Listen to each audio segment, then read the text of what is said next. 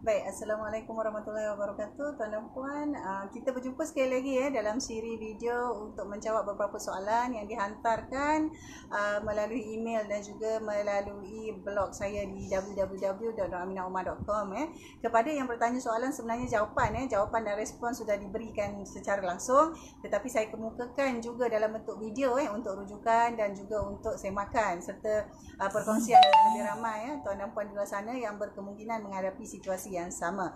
Baik, kepada tuan dan puan yang pertama kali menonton video ini di channel Nur Aminah Umar, channel YouTube Nur Aminah Umar, saya Nur Aminah Umar merupakan seorang business advisor dan juga menerima serta mengendalikan beberapa jemputan untuk bercakap bersama usahawan dan juga business owner di kalangan SME tentang hal-hal pengurusan perniagaan. Jadi siri video menjawab soalan ini lebih menekankan kepada perkara-perkara yang berbentuk teknikal. Meskipun begitu, jawapan atau perkongsian saya berikan ini adalah berdasarkan pengalaman dan juga perbincangan dan perkara-perkara yang telah kita lalui sepanjang menjalankan perniagaan. Saya sendiri dari tahun 2008 hingga kini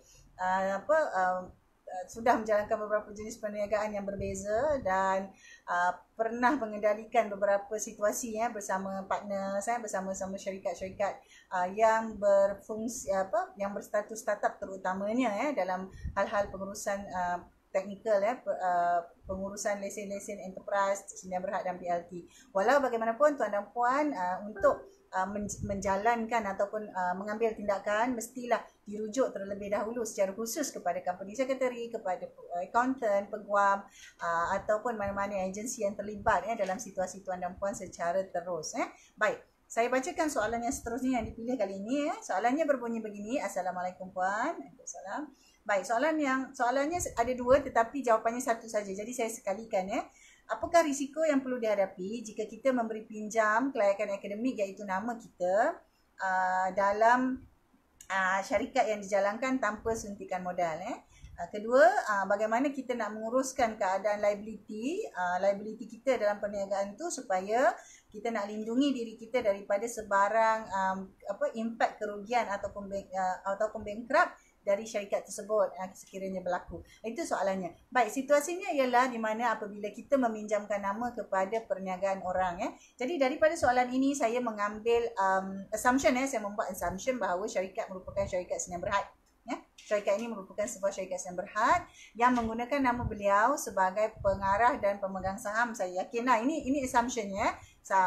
Satu nama digunakan untuk berada dalam sebuah syarikat Sdn Bhd sebagai pengarah dan pemegang saham, kerana tak dinyatakan secara spesifik. Saya kena buat satu assumption senario untuk kita bincang.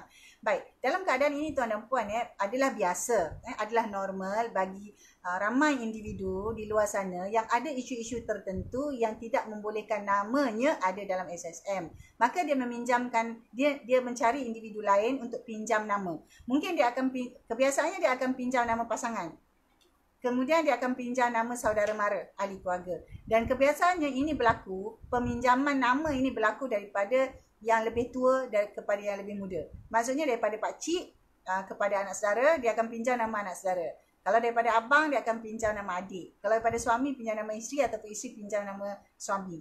Biasanya itu berlaku di luar sana, tetapi perkara-perkara ini mestilah diurus tuan dan puan. Okey, secara amnya bagaimanakah cara ini boleh diurus? Sekiranya ada sembarang pinjaman nama dilakukan, mesti ada satu perjanjian. Kita buat satu perjanjian. Maknanya kita jadi proksi kepada dia dalam syarikat tu.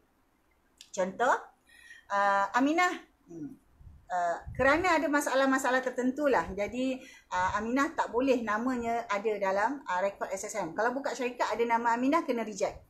Ataupun nak buka bank untuk syarikat tu ada nama Aminah, dia tengok director nama Aminah tu, permohonan di reject, permohonan ditolak. Maka kita perlukan orang lain.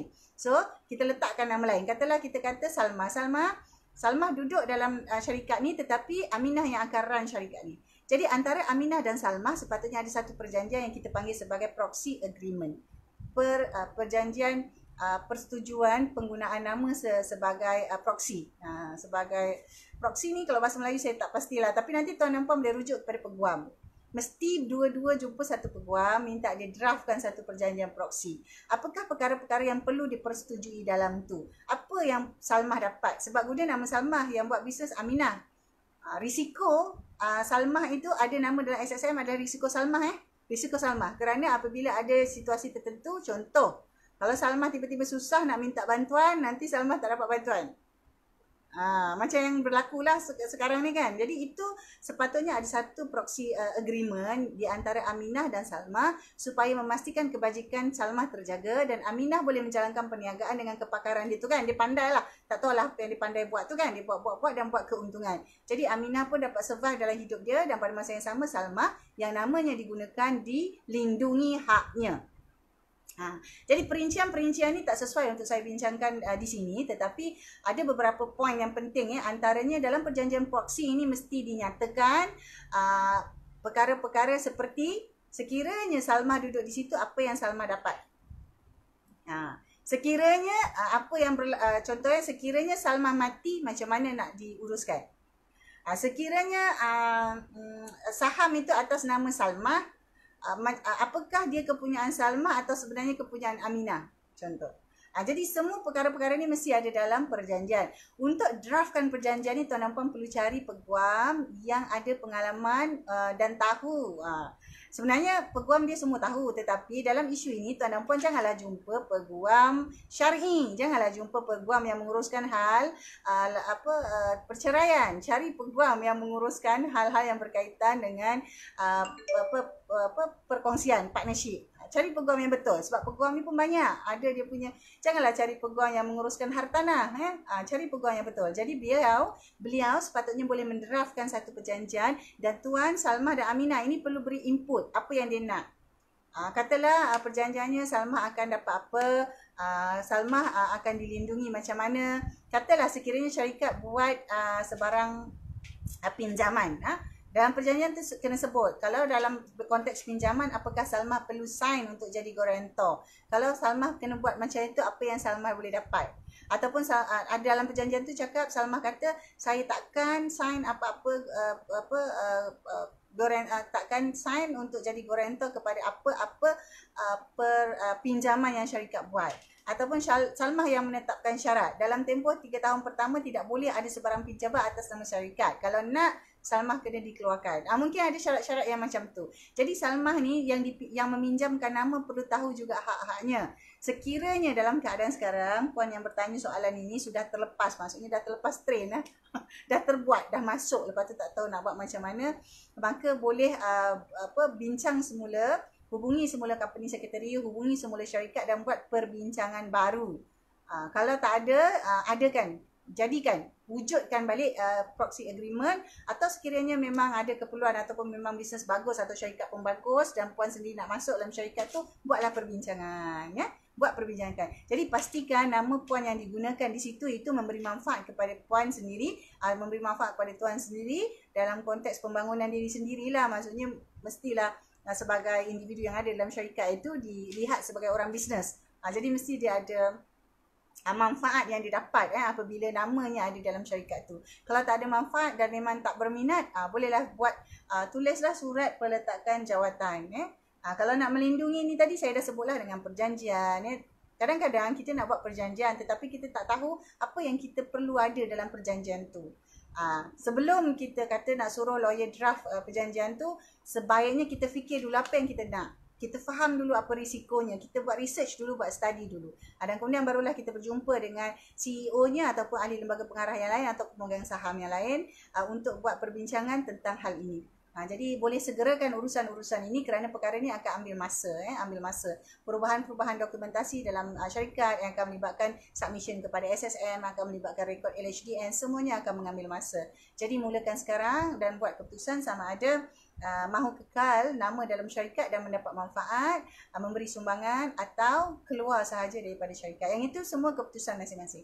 Saya cuma membincangkannya dalam konteks perspektif sebagai seorang bisnes yang sebelum ini juga pernah mediate. Saya sebelum ini ada banyak syarikat dekat 100 lebih syarikat yang saya terpaksa duduk di dalamnya sebagai mediator kepada partners-partners dan juga pemegang saham. Jadi banyak pengalaman-pengalaman itu sebenarnya yang membolehkan saya mengetahui apa respon-respon, apa situasi dan apa juga keadaan-keadaan tertentu di kalangan business owners, di kalangan usahawan apabila mereka menguruskan syarikat sebegitu. Secara teknikalnya company secretary akan ada banyak maklumat dan dia tahu apa nak buat.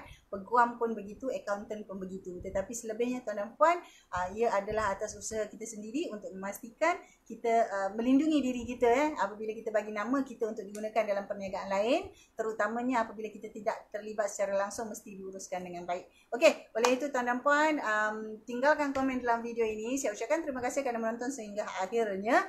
Klik subscribe untuk mendapatkan notifikasi lanjut untuk video-video seterusnya. Untuk itu tuan dan puan, kita jumpa lagi dalam video akan datang. Assalamualaikum.